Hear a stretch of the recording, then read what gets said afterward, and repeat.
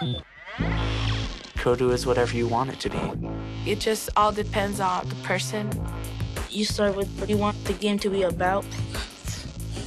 You can create the full game itself. You're gonna see the art behind video games. Kids are learning how to program and make video games. Actually making something instead of just playing it. I'm loving it. You know, I definitely think I've seen games that I wouldn't go out and endorse with a parent, because I would say there's really no value for this other than you know where your child's at while they're playing the game. But in this instance, they're doing something they're having fun with, and it has an educational component that challenges them, which is kind of always a nice way with teenagers to kind of trick them into learning a little bit. Kodu is not a game, but it seems that way to the kids. It's different than your average game. You're not just doing what other people have set up for you. Instead, you're actually getting to put your own self in it.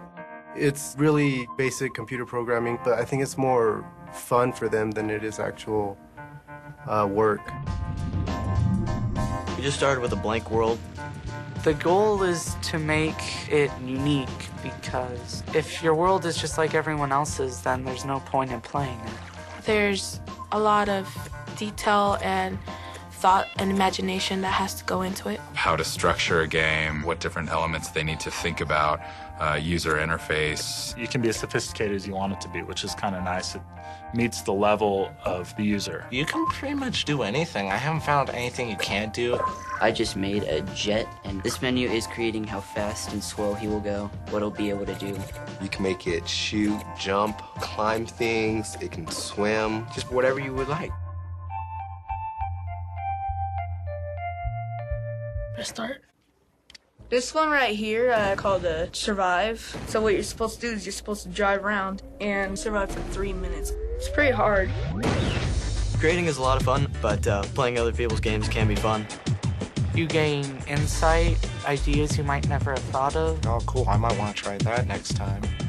I just like to challenge people with my own game. Seeing how their own ideas can be just as fun as other people's ideas, I think it's empowering. And they're learning how to work together, and they're talking a common language, which is technology. And as an administrator, it has not added a lot of expense. We haven't had to hire new staff, and it's attracted not just boys, not just girls, but a little bit of everybody. Teaching skills that are going to be used later in life.